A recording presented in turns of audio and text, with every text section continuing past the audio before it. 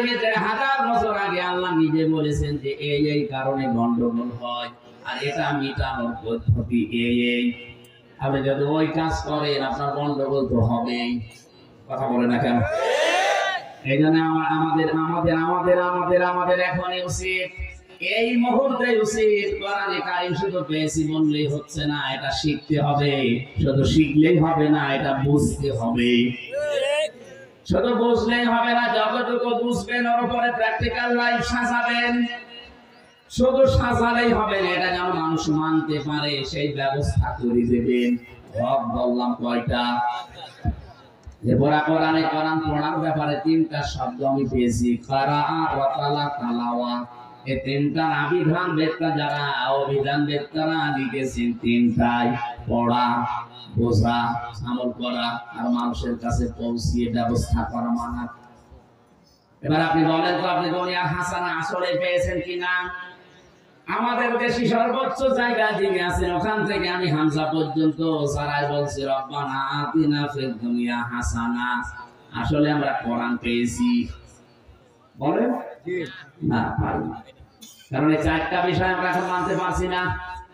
শুদ্ধ করে হয়তো আমরা পড়ি, বোঝানোর চেষ্টা করি, কম বেশি আমলও করছি, কাজেও লাগাচ্ছি। 4 নম্বরে দেশের মানুষকে এটা মানানোর ব্যবস্থা করা দরকার। এই কাজ করতে গেলে তখন আমাদের উল্টাপাল্টা নাম দিয়ে দেয়। এক কথা বলছেন আল্লামা আহমেদ শফী যতদিন পর্যন্ত কোরআন পড়েছে কোনো সমস্যা তার ছিল না এই দেশে। যতদিন বুঝেছে কোনো সমস্যা ছিল না। কম বেশি আমলও করেছে নিজের সার্কেলে, কোনো অবস্থায় সমস্যা হয়নি। যখনই বলেছে না এর ভেতরে যা আছে আমি মানুষকে মানাবো, এর ভেতরে আছে ওয়াল্লাযীনা ইয়াসুনা রাসূলাল্লাহ লাহুম আযাবুন আলীম, যারা রাসূলকে কষ্ট দিচ্ছে দিবে তাদের জন্য ভয়ঙ্কর শাস্তি আল্লাহ রেডি করে রেখেছে। সুতরাং এই দেশের মানুষ যেন নবীকে কষ্ট দিতে না পারে, গালি দিতে না পারে, এই বিষয়ে আমি সোচ্চার। ডাক দিয়েছিলেন শাপলা চত্বরে, রাম আর বাম রাম নামই পাল্টিয়ে দিয়েছে তেতুল হুজুর। আহমেদ শফী কত সুন্দর নাম, নামটাই পাল্টিয়ে গেছে। সুতরাং কোরআন পেয়েছি, কোরআন আমার ঘরে আছে, মাথার উপরে রাখা, এ কথা বললে হচ্ছে না। এই 4টা হক আদায় করা লাগবে। উলাইকা ইউমিনুনা বি, এরা আমার কোরআন বিশ্বাস করে। আমা ইয়াকফুর বিহি ফাউলাইকা হুমুল খাসিরুন, যারা এই 4টা শর্ত মানে না, ওরা কোরআন বিশ্বাস করে না, ওরা ক্ষতিগ্রস্ত। বলেন নাউজুবিল্লাহ। আমরা দুনিয়ার হাসানা পাইনি। আমি সামারাইজ করছি খুব তাড়াতাড়ি। আমার যেতে হবে সে নড়াইল মাশরাফুল মরতুজা রকম মাগরিবের পরে। এখানে 8টার সময় ওঠা লাগছে, তুলতে 9টা বেজে যাবে। 2 নম্বরে কোরআনের হেদায়েত পাওয়া। আমি সবগুলো তাফসীর থেকে নোট করেছি, একটাও বানিয়ে বলছি না। এখন যদি বলেন আমি কোরআনের হেদায়েত পেয়েছি, কে বলছে আপনি কোরআনের হেদায়েত পেয়েছেন? নরসিংদীর গিরিশচন্দ্র সেন, এ বেটা হিন্দু, আমার চাইতে কোরআন বেশি পড়েছে, বেশি লিখেছে, বেশি বুঝেছে।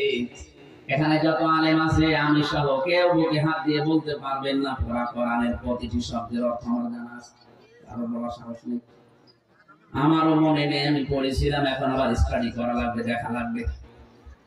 কিন্তু ওই হিন্দু বেটা পড়া কোরআন শরীফের প্রতিটি শব্দের অর্থ জানা ছিল, তাফসীর পর্যন্ত লিখেছে। আপনি ভাবেন তো আপনার চাইতে আমাদের চাইতে কোরআনও পড়েছে কত বেশি, বুঝেছে কত বেশি, লিখেছে কত বেশি, কোরআনের হেদায়েত পেয়েছে। বলেন মারা যাওয়ার পরে কবর পেয়েছে, জানাজা পেয়েছে, কি করেছে? পড়ে ফেলেছে। আপনি বলছেন আমি কোরআনের হেদায়েত পেয়েছি, তো কোরআনের হেদায়েত পাওয়ার জন্য যে 500 আয়াত থাকা দরকার আমাদের সমাজে একটাও নেই। কিভাবে পেলেন? এর ভেতরে 500 আয়াত আছে শরীয়তের বিধান, এগুলো সব বর্ডার। এই বাংলাদেশ পার হতে হলে ভারতের যতগুলো বর্ডার আছে যে কোনো বর্ডার দিয়ে পার হতে হলে আপনাকে পাসপোর্ট দেখানো লাগবে। কথা বলেন না কেন? আল্লাহ পাক দুনিয়ায় বর্ডার দিয়েছেন 500। কত? তিলকা হুদুদুল্লাহ, এগুলো আল্লাহর হুদুদ, বর্ডার। এই বর্ডার গুলো যেন ক্রস না হয়। যে সমাজে বর্ডার ক্রস হয় না ওইটাই হেদায়েতের সমাজ। আমাদের দেশে আমাদের সমাজে সব বর্ডার ক্রস করে অলরেডি চলে গেছে আমরা আমেরিকায়। দেশটা এখন গেড়াকলে পড়ে আছে। এদিকে একদিকে আমেরিকা আর একদিকে চীন আর রাশিয়া আর ভারত, আমরা মাঝখানে। এদিকে গেলেও মরবো, ওদিকে গেলেও মরমাটা করবো। এখানে শুধু প্রধানমন্ত্রীর দোষ নয়, করবে কি যেদিকে যাবে সেই দিকেই মায়ের খাওয়ার আগে একটা গেড়া করে আমাদের ফেলে দিতেছি। এ কথা বলতে গেলে এটা আন্তর্জাতিক পর্যায়ে ষড়যন্ত্র হবে, আমি জানি। দুনিয়ার হাসানা আমরা আসলে পাইনি। 3 নম্বরে দুনিয়ার হাসানা পরিশ্রম করতে পারা, শ্রম দেওয়া, এটা দুনিয়ার হাসানা। আজ হাজার হাজার মানুষের চিন্তা ভাবনা, কোনো কাজ করবো না, শুধু বসে বসে খাবো। কিসের দোয়া করেন আপনি? রব্বানা আতিনা ফিদ দুনিয়া হাসানা। পরিশ্রম করা এটা দুনিয়ার হাসানা। দুনিয়ার কোন নবী বসে খায়নি, সব পরিশ্রম করে দিয়েছে। আদম নবী চাষ করে খেত, হযরত দাউদ নবী লোহা পিটিয়ে সোজা করে খেত, আমাদের নবী মুহাম্মদুর রাসূলুল্লাহ ব্যবসা করে খেত। আর 48,000 পীর এই বাংলাদেশে একটারও কোনো কাজ নেই, শুধু বসে বসে। দেখুন সরকারি চরিতে 48,000-এর উপরে পীর, আরে ময়মনসিংহ বিভাগে তো আরো বেশি। ঘরে ঘরে পীর, কোন কাজ আছে আপনি বলেন? অথচ নবীর হাদিস হচ্ছে আল কাসিবু হাবিবুল্লাহ। আমার ভাইরা, পৃথিবীতে পরিশ্রম করার জন্য আল্লাহ মানুষকে বানিয়েছেন। লাকাদ খালাকনাল ইনসানা ফি কাবাদ। অবশ্যই আমি আল্লাহ মানুষ বানিয়েছি কঠোর পরিশ্রমের মাধ্যমে। একে পরিশ্রম করা লাগবে। এজন্য মসজিদে নামাজ শেষ হয়ে গেলে আর মসজিদে থাকাও ঠিক না। ফাইদা কুদিয়াতিস সালাতু ফান্তাশিরু ফিল আরদি ওয়াবতাগু মিন ফাদলিল্লাহ। নামাজ যখন শেষ হয়ে যাবে ছড়িয়ে যাও জমিনে। কোথায়? জমিনে ছড়িয়ে আপনি কি করবেন? ওয়াবতাগু মিন ফাদলিল্লাহ, আল্লাহর ফজল, আল্লাহর রিজিক অনুসরণ করেন, অন্বেষণ করেন। এখানে আমাদের উচিত হচ্ছে পরিশ্রম করা। আজ আমাদের দেশে 18 কোটি মানুষের হাত আছে, 36 কোটি। এগুলো যদি আমরা পরিশ্রমের হাত বানাতে পারি, পৃথিবীর কারো কাছে হাত পাতা লাগবে না। দুনিয়ার হাসানা আমরা আসলে বুঝি নাই। 4 নম্বরে দুনিয়ার হাসানা পৃথিবীর নিরাপত্তা তৈরি করা। আজ আছে নিরাপদ? চাচা এরশাদ বেশি থেকে বলেছিল যে দুনিয়াটা এমন হয়ে গেল, বাংলাদেশ বাইরে গেলে গুম হয়ে যায়, আর ঘরে থাকলে খুন হয়ে যায়। যুবতী মেয়ে কলেজে যাবে, বিশ্ববিদ্যালয়ে যাবে, মা চায় নামাজে বসে দোয়া করছে, আল্লাহ মেয়ে কি একা আসবে না জামাই নিয়ে আসবে? নিরাপত্তা নেই আজ আমাদের। 5 নম্বরে ধৈর্য ধারণ করা। 6 নম্বরে সন্তান যেন ভালো হয়, দুনিয়ার হাসানা এটা। ভালো সন্তান ওইটা যেটা ডাল খায়, বাবা খায়।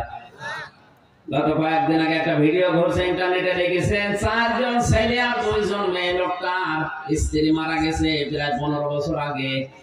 এই 6 ছেলে মেয়ে মিলে বাবার সম্পদ সব নিজেদের নামে লিখে নিয়ে বাবাকে রাস্তায় ছেড়ে দিয়েছে। বললেন কেন? এখানে বলার কি আছে? ওই লোকটার কি দোষ নেই? আল্লাহর পরে যে মা বাবার স্থান, এই জায়গাটায় তো ওই 6টা ছেলে মেয়ে জানে না। ও বাবার দায়িত্ব ছিল আল্লাহর পরে আমাদের স্থান এটা ওকে জানানো। এখানে যেটা জানানো যায় সেই জানানোর জায়গায় তো ছেলে মেয়েদেরকে দেয়নি, বানিয়েছে ডাক্তার, ইঞ্জিনিয়ার। তারা তাদের বড় কথা শুনে বাবার কাছ থেকে কৌশলে জমি জায়গা লিখে নিয়ে রাস্তায় ছেড়ে দিয়ে যা। এখান থেকে আপনি শিক্ষা নিতে পারেন না, আপনার কপাল এটা হতে পারে। আল্লাহর পরে যে আপনার স্থান, ওয়াকাদা রাব্বুকা আল্লা তা'বুদু ইল্লা ইয়্যাহু ওয়া বিল ওয়ালিদাইনি ইহসানা। এটা আল্লাহর পরে আপনার স্থান, এটা ওকে আগে জানান। ও যদি জানে যে এই পৃথিবীতে আল্লাহর ইবাদতের উপরে আপনাদের মর্যাদা, তামাম দুনিয়া একদিকে গেলেও আপনাকে রাস্তায় ছেড়ে দেবে না। ভালো যেন সন্তান হয়, এটা দুনিয়ার হাসানা। স্ত্রী যেন ভালো হয়, এইটাও দুনিয়ার হাসানা। ভালো স্ত্রী ওইটা যেটা সকাল বিকাল ইস্তার জলসা দেখে। এটা গ্রাম অঞ্চল তো এজন্য টের পাচ্ছেন না। সারা দিন বসে বসে সিরিয়াল গুলো দেখে, প্রায় 37টা সিরিয়াল চলছে, এগুলো দেখে আর নিজের জীবনের সাথে মিলায়। আমি হব কটকটি আর আমার মেয়ে হবে কিরণমালা। হচ্ছে তাই স্ত্রী যেন ভালো হয়, এটা দুনিয়ার হাসানা। ভালো স্ত্রী ওইটা বিশ্ব নবী যেটা পেয়েছিলেন হযরতে খাদিজা। গভীর রজনীতে দিনের কথা বলার পরে বাড়িতে যখন আসতেন, নবীজি বলেন আমার খাদিজা বিছানায় বেড লাগিয়ে না ঘুমিয়ে দরজার সাথে হেলান দিয়ে ঘুমাতো। ডাক দিয়ে বললাম তুমি ঘুমাও না কেন? হযরতে খাদিজাতুল কুবরা বলেছেন ইয়া রাসূলুল্লাহ, আপনি আমার স্বামী, দুনিয়ার শ্রেষ্ঠ মেহমান আপনি।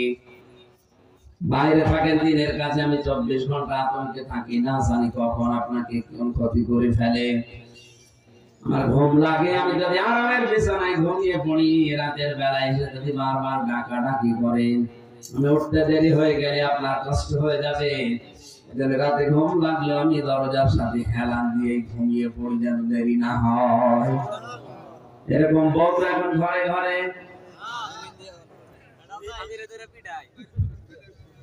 হ্যাঁ, ওরা রাত জেগে থাকে, কিন্তু আপনার জন্য না, সিরিয়ালের জন্য। এই পৃথিবীতে দুইজন মহিলাকে আল্লাহ একজনকে সালাম দিয়েছেন আর একজনকে জান্নাতে ঘর বানিয়ে দেখিয়েছেন। দুইজনকে দিয়েছেন স্বামীর জন্য। খাদিজাতুল কুবরা, তাকে আল্লাহ সালাম পাঠিয়েছেন স্বামী ভক্তি করার জন্য। হযরতে আসিয়াকে জান্নাতের ঘর দেখিয়েছেন স্বামী ভক্তি করার জন্য। সূরা তাহরিমের 12 নম্বর আয়াতে আছে, 11 নম্বর আয়াতের শেষের দিকে আছে, তার হাতের ভেতরে ব্রেক লাগিয়ে, পায়ের ভেতরে ব্রেক লাগিয়ে মাথার উপরে গরম তেল দিয়েছে। তার স্বামী ফেরাউন হযরতে আসিয়া এক কঠিন অবস্থায় স্বামীর উপরে বরদুয়া দেননি, বলেছিলেন রব্বি নাজ্জিনি মিনাল কওমিস সালিমিন।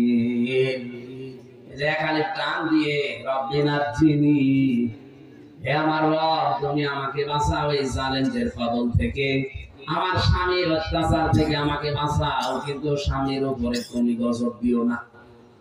ও জামালপুরের মেয়েরা, এত বড় কঠিন যন্ত্রণাদায়ক মুহূর্ত স্বামীর জন্য তিনি বরদুয়া দেননি, আর আপনি একটা সাবান কম হলে বরদুয়া দেন মানুষ। নবীজি জাহান্নামে মহিলাদেরকে মেরাজের রাতে বেশি বেশি দেখেছেন দুইটা কারণে। এক নাম্বার কারণ ছিল তারা স্বামীর নাফরমানি করে। জিবরাইল বললেন এরা স্বামীর নাফরমানি করার কারণে জাহান্নামে বেশি। কি করে নাফরমানি করেছে? সারাটা জীবন এই লোকটা মাথার ঘাম পায়ে ফেলে আপনাকে খুশি রাখার জন্য, সুখ শান্তি দেওয়ার জন্য চেষ্টা চালায়। হঠাৎ একটা শাড়ি কম হয়ে গেলে বাবা মা তুলে আপনি গালি দেন আর বলে ফেলে তোর ঘরে এসে আমি জীবনে কিছু পেলাম না। এটা হচ্ছে আপনার নামাজ রোজা ওই কালো বোরকা সব শেষ।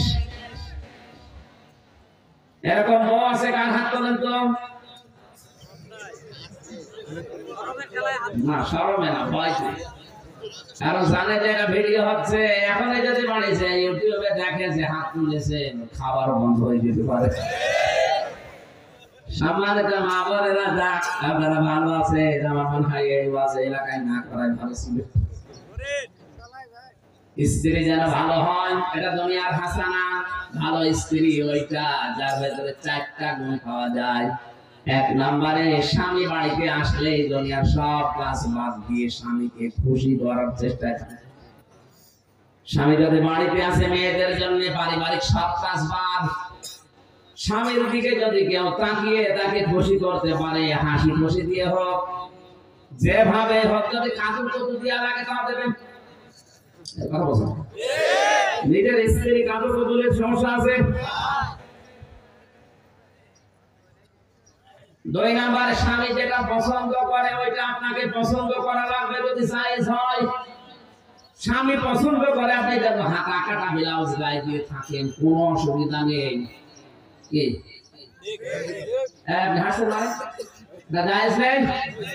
স্বামী পছন্দ করে যে আপনি ঘরের ভেতরে খোলাখুলি থাকেন, কোনো অসুবিধা নেই। স্বামীর সামনে যদি চুল বের করে থাকেন আরো সওয়াব হবে। এই চুল যদি স্বামী মাখিয়ে অন্য কাউকে দেখান, কিয়ামতে এটা সাপ হয়ে কামড় দেবে। আল্লাহর নবী বলেন, কে যদি স্বামীর দিকে তাকিয়ে হাসি দেয়,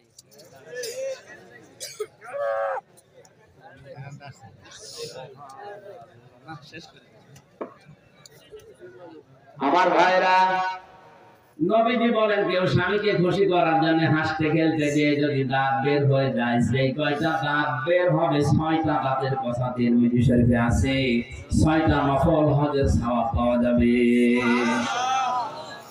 সুবহানাল্লাহ বলতে তোমার জিনিস আছে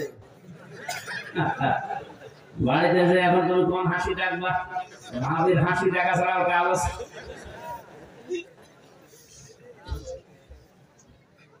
সুবহানাল্লাহ বলতে অত জোরে বলছি এই কারণে, কারণ বাড়ি যেয়ে দেখবে তো মনে করবে যে দাঁত দেখালেই সব দাঁত বের করে পড়ে আছে।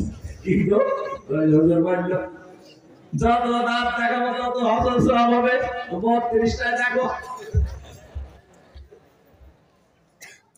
সন্তান স্ত্রীকে ভালো করার জন্য, হাসানা করার জন্য আপনি একটা দোয়া পড়বেন নামাজের পরে, রব্বানা হাব লানা মিন আজওয়াজিনা ওয়া যুররিয়াতিনা কুররাতা আ'য়ুনিন ওয়াজআলনা লিল মুত্তাকিনা ইমামা। বলেন আমিন। 9 নম্বরে সবর করতে পারা দুনিয়ার হাসানা। সবর কত প্রকার কি কি এটা আজ আমরা টের পাইনি। আজকে একটা স্ট্যাটাস দিয়েছে হামাসের যোদ্ধারা, যারা মসজিদে বসে বসে সুবহানাল্লাহ আলহামদুলিল্লাহ পড়তেছে, তাও শেষে মসজিদের নামও লিখেছে কাবা শরীফের কথা।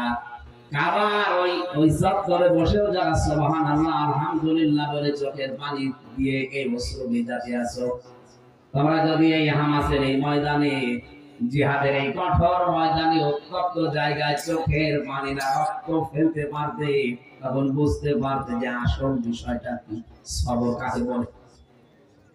আমার ছোট্ট জীবনে 3টা বছর আমি যেহেতু ভেতরে কাটালাম, আমি টের পেয়েছি যে সবর কারে বলে, কত প্রকার কি কি। এদিকে 3.5 হাত, এদিকে 2.5 হাত, এতটুকু একটা ঘরে 3 বছর তালাবদ্ধ করে রেখে দিয়েছি, যোগাযোগ বিচ্ছিন্ন থাক। খাওয়া দাওয়া জায়গায় খেয়ে বেঁচে থাকলে থাক, মরে গেলে বলবে চিকিৎসাধীন অবস্থায় নিয়ে গেছে।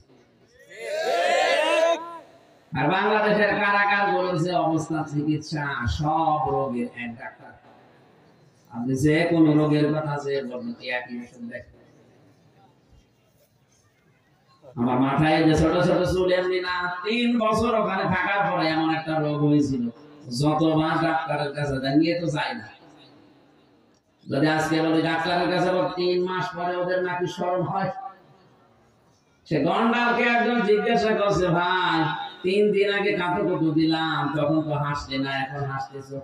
গন্ডার বছর 3 দিন পরে এখন আমার চামড়া বের করে শরীরে লিখেছে।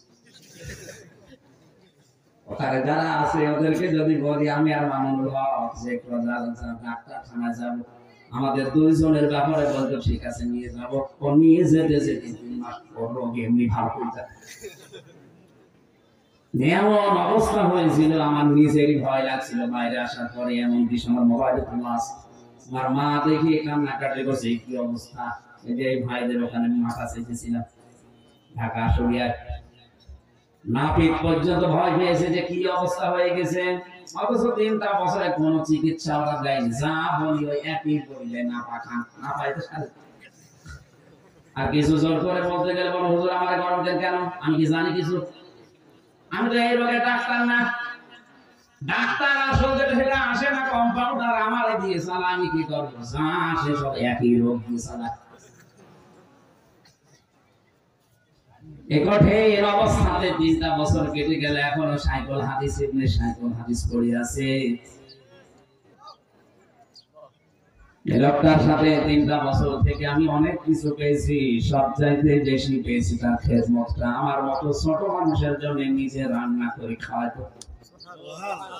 আল্লাহ পাক তার জীবনের ভালো কাজগুলো যেন কবুল করে। মানুষ হিসাবে যদি অন্যায় কিছু করে থাকে আল্লাহ গাফফার নামের খাতিরে যেন মাফ করে দেয়। তার কাছে কিছু কিছু মাসলা আমি শিখেছিলাম, বিশেষ করে 4টা জিনিস নিয়ে বেশি আলোচনা করত। সকালের আর দুপুরের খাবার আমরা এক জায়গায় খেতাম। আমার ভাইরা, আমি বাস্তবে যেটা বলছিলাম, সবর আমরা করতে পারছি না। সবর আসলে কি, কত প্রকার কি কি, এটা শফিকুল ইসলাম মাসুদ টের পেয়েছিল। যে বাস্তবতায় ওই যে 4 দেওয়ালের মাঝে না গেলে বোঝা যায় না যে সবর কি করে করবেন। ইউসুফ নবী সবর করেছিল 40 বছর পর্যন্ত। ইয়াকুব নবী সবর করেছিল 40 বছর পর্যন্ত। হযরত আইয়ুব নবী সবর করেছিল 18 বছর পর্যন্ত। মুহাম্মদুর রাসূলুল্লাহ সবর করেছিল পুরা 63 বছর। আজ আমাদের সবর নেই কোন জায়গায়। সবর করতে পারা, ধৈর্য ধরতে পারা, এটা দুনিয়ার হাসানা। মা বোনদের ভেতরে ধৈর্যটা একেবারেই নেই বললেই চলছে। ধৈর্য হারিয়ে ফেলেছে ওরা। ফাতেমাতুজ জোহরার মতো সংসারে আপনার অভাব আছে, আপনি ধৈর্য হারিয়ে ফেলেন। 3 দিন উনি না খেয়েছিলেন, তারপর সুদের সাথে টাকা লাগাননি। আজ হাজারো মহিলা স্বামীকে দিয়ে এই ব্যবসা করাচ্ছে সংসারে অভাবের দোহাই দিয়ে।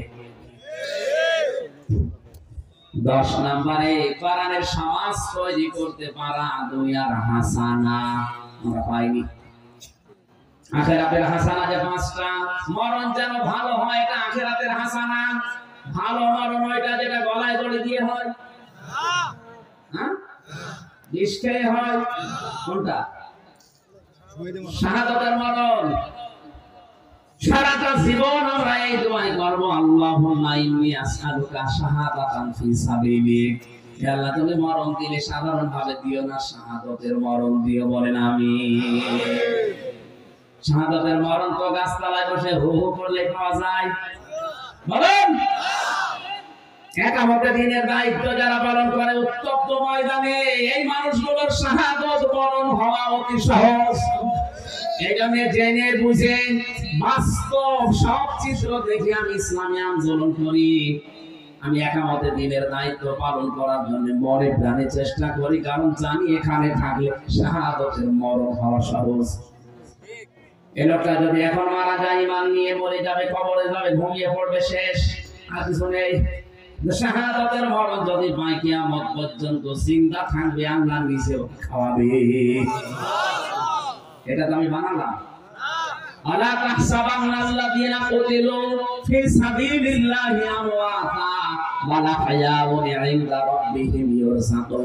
সূরা আলে ইমরানের 4 নাম্বার পারা 11 নাম্বার পৃষ্ঠা 9 নাম্বার লাইনের 159 নাম্বার আয়াতে আছে। আল্লাহ পাক বলেন, কোন মানুষ যদি আমি আল্লাহর রাস্তায় হত্যা হয়, তাকে মৃত বলবা না, জীবিত, এবং কিয়ামত পর্যন্ত আমি আল্লাহ নিজে ওদেরকে রিজিক দিতেই থাকবো। 2 নম্বরে কবর যেন ভালো হয়। ভালো কবর ওইটা যেটা পাকা করা হয়। বলেন, হযরত ওসমানের মতো মানুষ পড়ে আছে, জান্নাতের সার্টিফিকেট পাওয়া, তাহলে একটা পাথর দেওয়া। আর বাংলাদেশে গরু ছাগল মজে যায়, কবর 3 তলা হয়। কোথায় পেয়েছে না ভাঙাবে, সব কবর ভেঙে দেবে।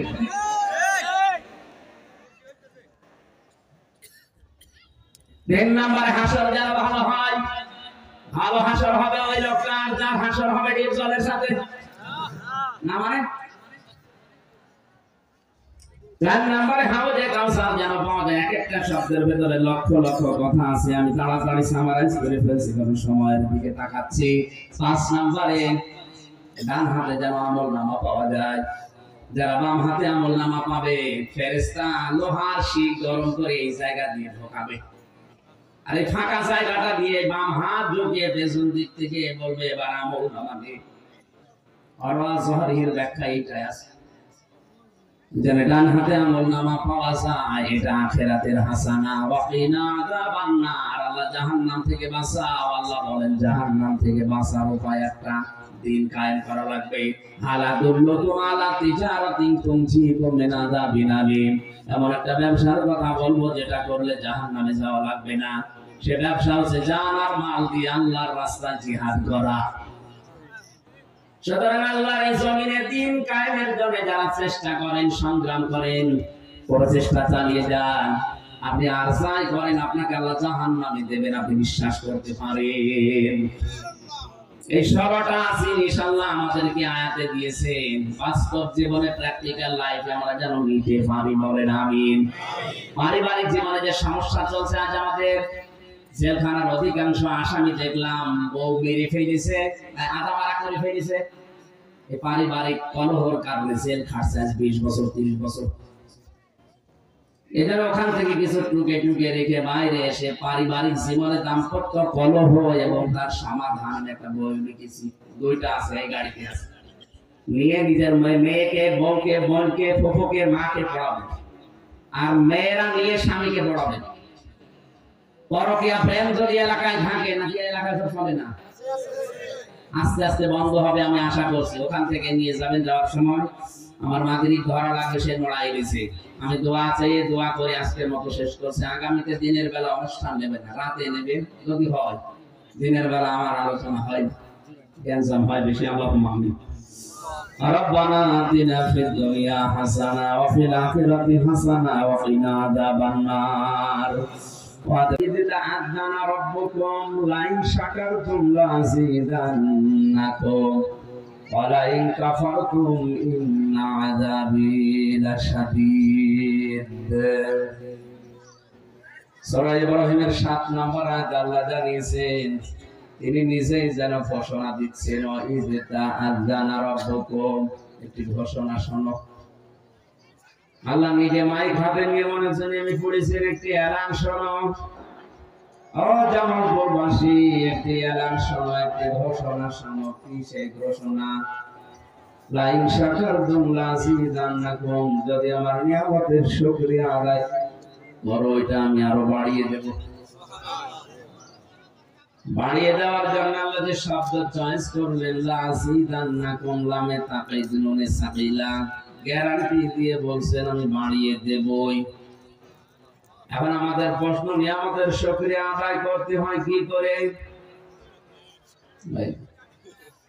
বাংলাদেশে আমরা মনে করি টুটি পর্যন্ত খেয়ে একটা ঢেকর করে বললাম আলহামদুলিল্লাহ, হয়ে গেল। না, এটা বাক্য। নিয়ামতের শুকরিয়া যদি আদায় করতে হয়, কমপক্ষে 3টা জিনিস আপনাকে মানা লাগবে। 1 নম্বরে মুখে বলা লাগবে যে হ্যাঁ এটা নিয়ামত। এটা মানে তো, এটা মানে অনেকের কাছে যেটা নিয়ামত মনে হয় না, এটা গজব মনে হয়। কোরআনের আয়াত নাযিল হলে সবচেয়ে বেশি ঝামেলায় পড়তো মুনাফিকরা। আর বাংলাদেশে কোরআনের আলোচনা হবে শুনলেই ঝামেলায় থাকে মুসলমানরা। 1500 বছর আগে মুনাফিকরা সব সময় ভীত সন্তুষ্ট থাকতো, না জানি কখন আমার বিরুদ্ধে আসমান থেকে নাজিল হয়ে যায়। তারা তো আমরা জানি মুনাফিক। বাংলাদেশে কোরআনের আলোচনা হবে শুনে যাদের ভেতরে ধুক ধুক শুরু হয়, বুঝতে হবে এটাও নামধারী মুসলমান দাবি করলে ওটা মুনাফিক। মুনাফিকের জানাজা পড়া জায়েজ আছে, কবরে দেওয়া এখন বলে না কেন, দোয়া করা, ওয়ালা তুসাল্লি আলা আহাদিন মিনহুম মাতা আবাদা ওয়ালা তাকুম আলা কবরি। সূরা তাওবার 84 নম্বর আয়াতের প্রথম অংশে আছে, হে নবী, মুনাফিক যদি মারা যায় তার জন্য দোয়া করা দূরের কথা, কবরের পাশে দাঁড়াবেন না। আমার মনে হয় 1500 বছর আগে যে সিস্টেম ছিল ওইটা যদি এখন চলতো, বাংলাদেশে অনেকের জানাজায় নসিব হইতো না। জেলখানার ভেতরে মাওলানা মামুনুল হক সবচেয়ে বেশি এই কথা বলতো আমারে, হামজা সামনে যে জানাজার ব্যাপারে খুব সতর্ক থাকা লাগবে। কারণ কাফেরের জানাজা পড়া, বেঈমানের জানাজা পড়া, মুনাফিকের জানাজা পড়া হারাম। এই কথা বুঝেন? এই হারাম কাজ যদি কেউ করে, এই ব্যাপারে আমরা সতর্ক থাকবো যেন কোন মুনাফিকের জানাজা আমরা পড়াই না, হাজিরও না হয়। একটু সতর্ক হয়ে যদি শক্ত হওয়া যায়, হাজার হাজার বেঈমান এমনি টাইট হয়ে যাবে। তাই হবে না, কারণ ও জানে যে আমার জানাজা না দিলে অসুবিধা, কারণ ও তো জানাজা বিশ্বাস করে। বাংলার এক নাস্তিক ডক্টর আহমেদ শরীফ বলেছিল, আমার জানাজা দেওয়ার দরকার নেই, কবরে দেওয়ার দরকার নেই। ছাত্ররা বলেছে, স্যার আপনার করবো কি, উড়িয়ে ফেলি না, হিন্দু ধর্ম অবিশ্বাস করি না, আপনারা করবো কি, আমার লাশটা ঢাকা মেডিকেল কলেজে দিয়ে দিও। ছাত্র ছাত্রীরা আমার লাশ কেটে কেটে ডাক্তার শিখবে। মারা যাওয়ার পরে নিয়ে গেছে অ্যাম্বুলেন্সে করে। মুসলমান ছাত্র ছাত্রী যারা মিছিল আরম্ভ করেছে, না এ নাস্তিকের লাশ নিয়ে আমরা ডাক্তারি শিখবো না, যে আল্লাহরে বিশ্বাস করেন আমরা কেটে কি পাবো। অ্যাম্বুলেন্সের ড্রাইভাররা জানে ভার্সিটির ছেলে মেয়েরা যদি একবার খেপে ওই অ্যাম্বুলেন্সে আগুন লাগিয়ে দিতে পারে, তাড়াতাড়ি মাথা ঘুরিয়ে দেটা। কোথায় নিয়ে যাবে? জানাজা দেওয়া নিষেধ, কবরে দেওয়া নিষেধ, পুড়িয়ে ফেলা নিষেধ, জেনে ফেলি পিজা বকুর শ্রীগালে খেয়েছে। এরকম দু একটা যদি শুরু হয়, আমার মনে হয় অনেক নাস্তিক টাইট হয়ে যাবে। আমি চারটা বিষয়, আমি 2 বছর 8 মাস ওনার সাথে ছিলাম, সবচেয়ে বেশি চারটা বিষয় আমাকে বলতো। এই জানাজার বিষয়টা 1 নাম্বার, এটা আমি পড়াবো না। খুব কঠোর বিষয় হওয়া লাগবে আমাদেরও, কারণ হারাম কাজ। নবীজিকে আল্লাহ পাক আয়াত নাযিল করে জানিয়েছেন, ফালাইয়াগফিরাল্লাহু লাহুম। এখানে আল্লাহ যদি মুনাফিক শুধু আব্দুল্লাহ ইবনে উবাই উদ্দেশ্য হতো তার নাম দিত, আল্লাহ বোম দিয়েছেন। তার মানে এর মতো চরিত্র কিয়ামত পর্যন্ত অনেকের হবে, আল্লাহ জানে। তাদের জন্য যদি 70 বার আমরা দোয়া করি, কবুল হচ্ছে না, হবে না। এক ফির মসারে, বর্তমান ভবিষ্যৎ, প্রেজেন্ট ফিউচার। হে নবী, মুনাফিকের জন্য যদি আপনি দোয়া করেন 70 বার না। নবীজি ওই আয়াতের তাফসিরে আমি পড়েছি, তাফসিরে হাক্কানিতে উনি মনে মনে করছিলেন আমি 71 বার দোয়া করব এই লোকটার জন্য। আল্লাহ তো 70 বারের কথা দিয়েছে, আমি 71 বার করব। তখনই ফালাইয়াগফিরাল্লাহু লাহু নাযিল হয়। হে নবী, এর জন্য 71 বার না, আপনি কোটি কোটি বার এর জন্য দোয়া করলে কবুল হবে না। কাকে বলেছে? যে নবী কোনদিন হাত তোলায় লাগেনি, মনের ভেতরে কামনা আসলে দোয়া কবুল হয়ে গেছে। জামালপুর বাসী মাথায় যদি মগজ থাকে, চিন্তা করি, এই লোকটা নবীজির পেছনে নামাজ পড়তো, নবীজির সাথে রোজা রাখতো, ইফতারি করতো, ওর সব ছিল প্রায় নবীর মতো। শুধু রাজনৈতিক দর্শনে আল্লাহর নবীকেও মানত না। তলে তলে ওর নেতা ছিল আবু জেহেল। রাজনৈতিক জীবন যে একটা জীবন বলে আছে, অনেকে মনে করে না এটা দুনিয়ার কাজ, অথচ এটাও দিয়েছে আখিরাত তৈরি করা যায়। অনেকে জানেও না, বিশ্বাসও করে না। সতর্কমূলক বলতে গেলে বলো, হুজুর এটা রাজনীতি। কোরআনে নামাজের কথা বললে যদি রাজনীতি না হয়, রমজানের কথা বললে যদি রাজনীতি না হয়, কোরআন দিয়ে নবীজি 10 বছর এ দেশ চালিয়েছেন, এই কথা বললে রাজনীতি হয়, বুঝতে হবে আপনি মুনাফিক। মুনাফিক মারা গেলে, আমি আবার বলছি, এর জন্য 70 বার 71 বার না, শুধু হামসা দিয়ে না, গিয়াসউদ্দিন দিয়ে না। আপনি যদি একেবারে কাবার ইমাম সদাসি দিয়েও জানাজা পড়ান, ওটা কবুল হবে না। এজন্য আমরা যেন মুনাফিকের কোনো জার ভেতরে না থাকে। এটা নিয়ামত, এটা মনে করে আমরা খুশি, আমরা মুখে প্রকাশ করছি, বলেন আলহামদুলিল্লাহ। 2 নম্বরে মনের ভেতরে একটা অনির্বচন শোক পাবেন আপনি। কি শোক? শব্দ উচ্চারণ করতে পারছেন না? একটা অনির্বাচন শোক আপনি অনুভব করবেন। এটা কেমন? এটা পাখি যখন ছ মারে বাচ্চাগুলো পলকের নিচে, পালকের নিচে, নরম মোলায়েম সফট কমল মায়ের পাখার নিচে আশ্রয় নিয়ে একটা কিচির মিচির আওয়াজ দেয়। বাংলাতে এটারে বলা হয় অনির্বাচন শোক।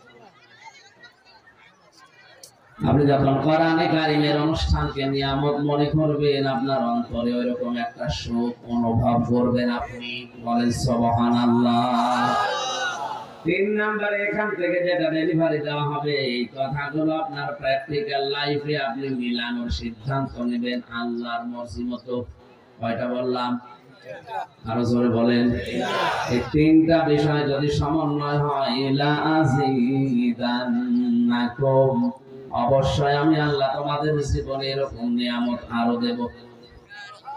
আলাইন কাফারতুম, যদি নাশকরি করো, কুফরি করো, মর্যাদা না দাও, দাম দিতে না চাও, মূল্য না দাও, ইন্না আযাবি লাশাদীদ, অবশ্যই কঠিন যন্ত্রণাদায়ক আযাবের ভেতরে ফেলে দেব, শক্ত আযাবে।